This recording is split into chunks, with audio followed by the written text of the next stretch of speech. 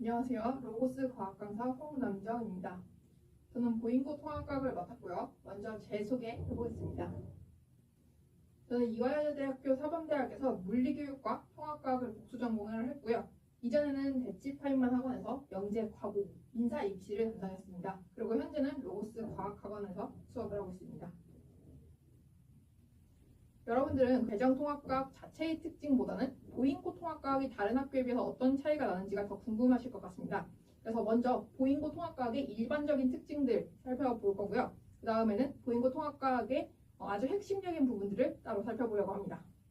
자, 먼저 문항수는요. 24개에서 5개 정도의 문항이 평균적으로 나오고요. 객관식 문제는 거의 20개에서 21개 정도가 나오고 서술형 문제는 3개에서 5개 정도가 나오는데 거기에 또 소문항이 2개에서 3개 정도 딸려 있습니다. 그래서 그 소문항 문제도 각각 까다롭기 때문에 굉장히 문제 수는 조금 많은 편이다 라고 생각하시면 되고요. 난이도는 당연히 높습니다. 보인 거잖아요, 여러분. 그죠? 난이도는 당연히 높고요. 일반적인 통합과학은 개념이 1학기 때 어려운 것들이 많이 몰려 있습니다. 그렇기는 한데 보인고 통합과학의 경우에는 선생님들께서 처음에 고등학교에 입학해서는 너무 어려운 문제를 풀기에는 힘들 거라고 생각을 하시는 것 같아요. 그래서 약간 적응 기간을 주시는 것인지 1학기 문제 난이도보다 2학기의 문제 난이도를 더 어렵게 내십니다. 그리고 통합과학은 학교별로 그 교과서에 따라서 다루는 내용이나 혹은 진도가 많이 달라지게 되는데요. 그래서 교과서 먼저 살펴보시면 보인고는 천재교육을 사용을 하고 있고요. 그 다음에 출제 범위를 보시면 지금 해마다 조금 변동이 크게 일어나고 있습니다. 2023년의 경우에는 한 시험당 다루는 그 소 단원들의 개수를 많이 늘리셨어요. 그렇게 해서 2학기 중간고사까지 전체 범위를 끝내셨고요. 그 다음에 2학기 기말고사에는 아예 전 범위를 누적 테스트를 치셨습니다. 네, 그리고 2024년 바로 올해였죠. 올해에는 어떤 식으로 치셨냐면 이런 식으로 누적 테스트를 치지는 않으셨지만 대신에 매 시험마다 두 영역씩을 골라서 테스트를 치셨습니다. 예를 들어서 물질 아니면 뭐 생지 이런 식으로 골라서 시험을 치셨고요. 나머지 2개는 수행평가로 돌리셨습니다. 보인고 통합과학의 핵심을 한번 살펴보겠습니다. 다른 학교랑 어떻게 큰 차이가 나는가? 보인고 통합과학은요. 우선 고2 그리고 고3 과목에 연계된 문제들이 많이 나옵니다.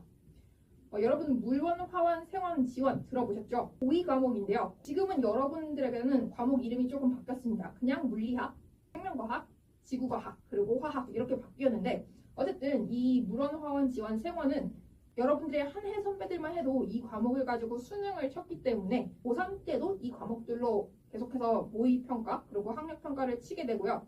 그리고 이걸로 수능까지 치다 보니까 고2 때의 문제 난이도랑 그리고 고3 때의 문제 난이도가 굉장히 차이가 납니다.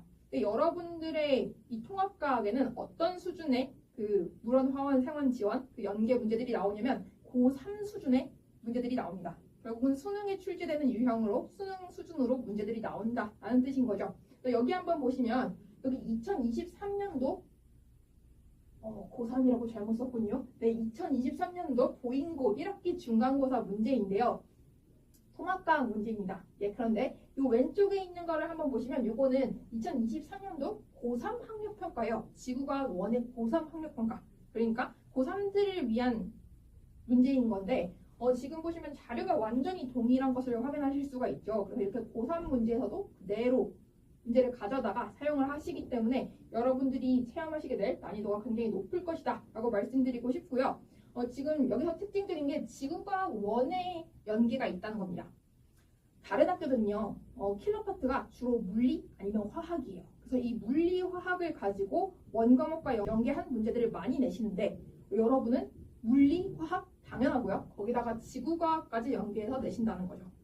네, 그래서 결국은 이 물, 화, 지 모두가 킬러 파트가 됩니다. 사실은 생명과학도 연계하시고 있어요. 근데 다만 아직은 난이도가 높지 않은 문제들을 내고 계실 뿐이에요. 그렇기 때문에 여러분들은 이제 곧 생물에서도 어려운 문제를 내실 수 있다라고 생각을 하면서 이 네 파트 모두 고난도의 문제들로 연습을 하셔야지만 되겠죠. 두 번째는 학교 프린트가 아주 중요하다는 겁니다. 모든 학교 그렇지 않나요? 라고 말씀하시면 맞습니다. 맞기는 한데 이 보인고는 특히 학교 프린트가 아주 중요합니다. 학교 프린트를 꽤나 많이 주시는데요.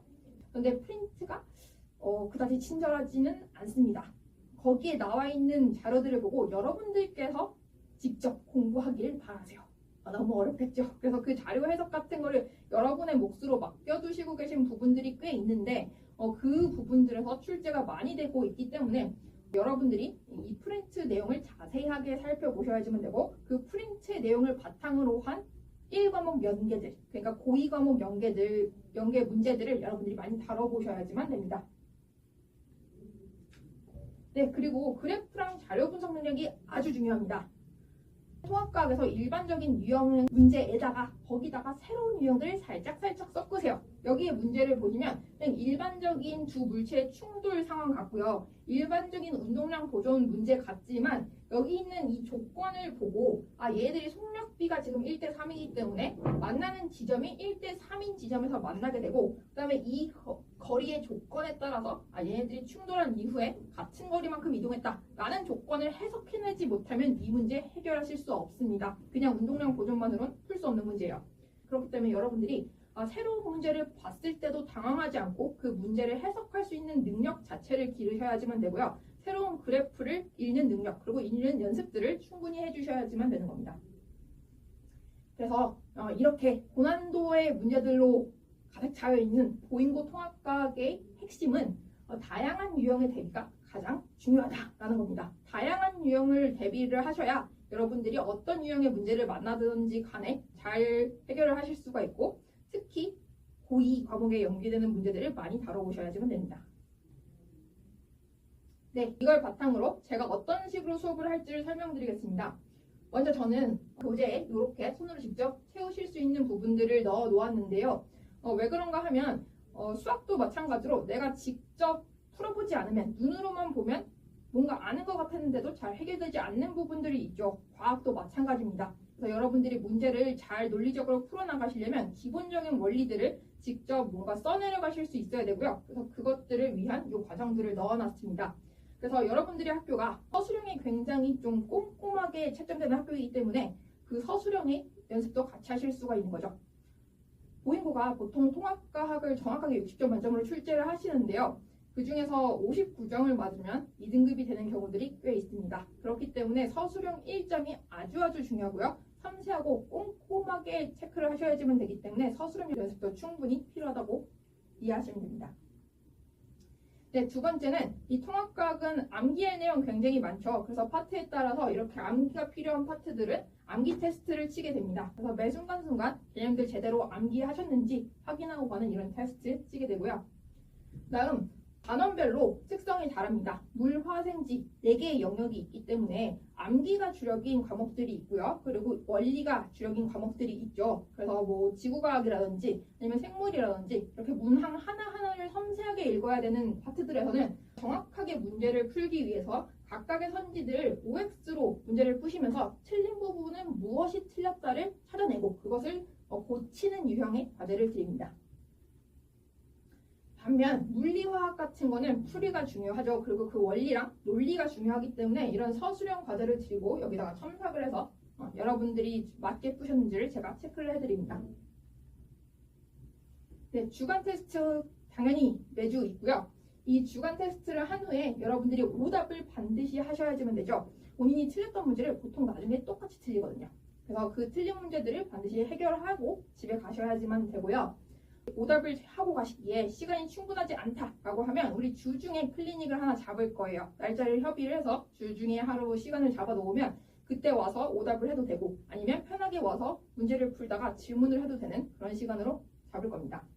그리고 4회차, 9회차에는 누적 테스트를 치게 됩니다. 그래서 앞범위들을 다 공부를 하셔야지만 되고요. 그 과정 후에 내용 요약 클리닉을 진행을 하는데요. 내용이 워낙 방대하기 때문에 한 번만 듣고는 사실 어렵잖아요. 그래서 우리 내용 요약하는 클리닉을 해드리는데 여기에서 필수 참여자들이 있을 것이고요. 이 테스트를 잘 통과하지 못하신 분들 성적은 괜찮다 하지만 내가 개념 정리를 하고 싶다 이런 분들도 당연히 참여하셔도 됩니다. 그리고 매 시험 치고 나면 이렇게 아주 자세한 피드백 드립니다. 청평 이렇게 쫙 써가지고 제가 본 학생의 강점과 약점 이런 거 파악하고 어느 부분을 더 보완해야 되는지 이런 것들 학부모님들께까지 말씀드리게 되고요. 그래서 학부모님들이 굉장히 만족하고 계신 거 확인하실 수 있죠. 네, 그리고 질문은 편하게 하실 수 있어야 되겠죠. 그래서 언제든지 카톡으로 질의응답 하시면 되고요. 물론 문자로도 하셔도 됩니다. 어려워하지 마시고 질문하시면 각각 유형에 따라서 이렇게 길게 답변해 드리는 부분도 있을 거고 아니면 그림을 그려서 답변해 드리는 부분도 있을 겁니다. 예, 그래서 저의 통합과학 수업은 총 9회차로 진행이 되고요. 단원 구성들은 이렇게 쭉 보시면 되는데 1학기랑 2학기의 주요 파트들이 다 들어가 있다라고 생각하시면 되는데 한 가지 말씀드릴 점은 원래는 이 우주의 시작과 원소의 생성이 첫 번째 단원에 배치되어 있고요. 그 다음에 이 원소의 주기성 단원이 두 번째 주에 배치되어야지만 순서가 맞는데 이 우주의 시작과 원소의 생성이잖아요. 네, 그래서 원소를 알아야지만 돼요. 근데 그 원소에 대한 건 정작 두 번째 단원에서 가르쳐주고 있어서 사실은 여러분들이 제대로 배우기 위해서는 이 두 단원이 바뀌어야지만 맞는 거죠. 그래서 저는 원소의 주기성을 먼저 수업을 하고요. 그 뒤에 다음 주에 우주의 시작과 원소의 생성을 수업하게 됩니다. 예, 저희 수업은 방위관에서 1월 4일 개강을 하게 되고요. 이 토요일 수업이고요. 2시에서 5시에 진행됩니다. 그래서 여러분 저와 함께 고득점 잡아보시기 바랍니다. 감사합니다.